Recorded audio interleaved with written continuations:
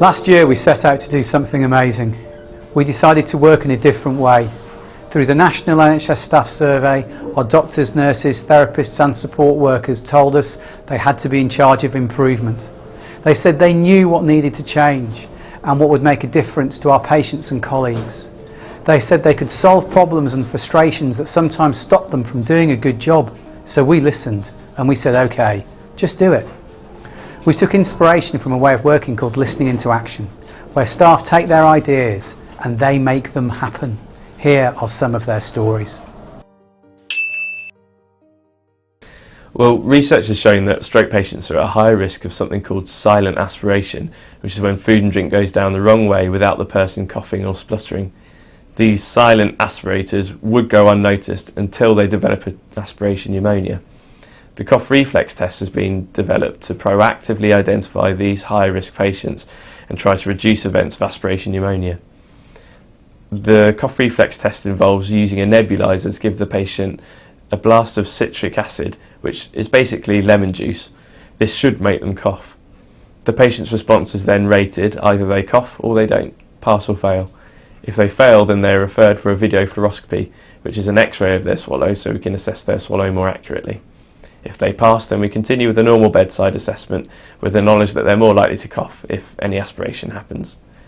This increases the reliability of our swallow assessments. We have not completed the project yet, but at the halfway stage we have found that the number of patients being nil by mouth and requiring tube feeding has reduced by 22%, and 18% more patients are being started with full oral intake, i.e. they're not being fed by a tube. The cough reflex test has meant that we can identify high-risk patients before they develop an aspiration pneumonia, which is a known cause of death in stroke patients.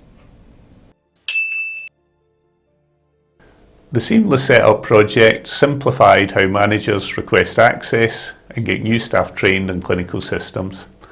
Previously, the process for doing this was slightly chaotic and involved multiple paper forms, poorly attended and cancelled training sessions. As a consequence, staff were being delayed in getting access to clinical systems and getting trained in using these systems. This was not creating a good first impression for new staff. We now have a much simplified method of requesting access via an online portal, which managers are much happier with. Staff are getting the right access to clinical systems and are being trained in a timely fashion. This enables them to be more fully clinically operational on day one and allows them to focus on patient care.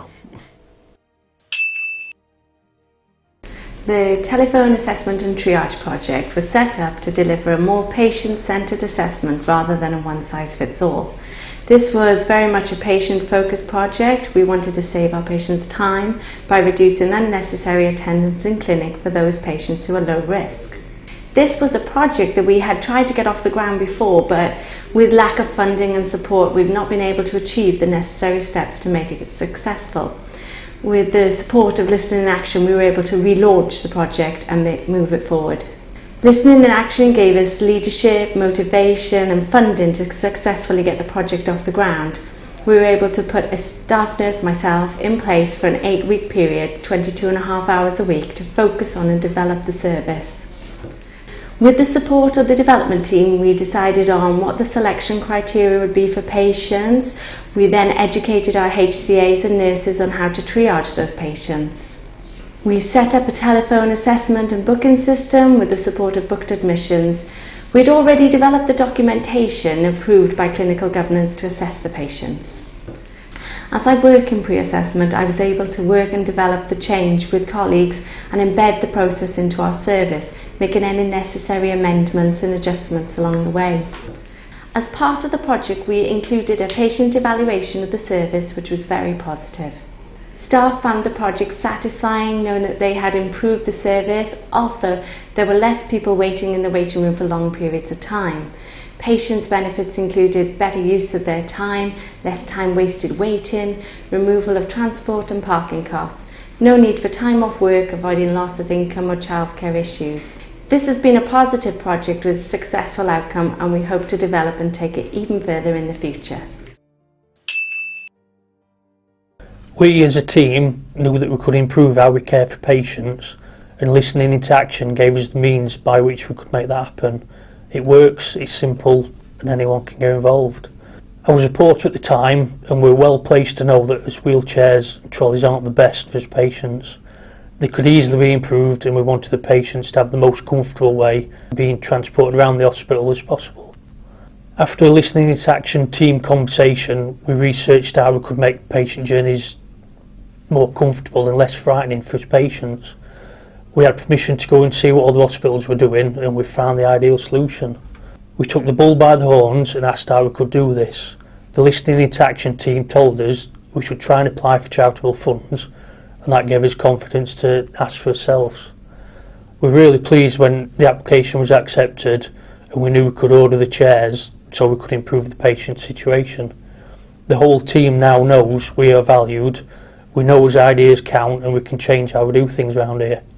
We've now got 90 new wheelchairs coming very soon. These will have a huge benefit to its patients, and it's us that made it happen with the help of the LIA team. Listening into action gave us the opportunity to make the changes that we know will work. It's fast, it's simple, and it's what we need to help us do his job right.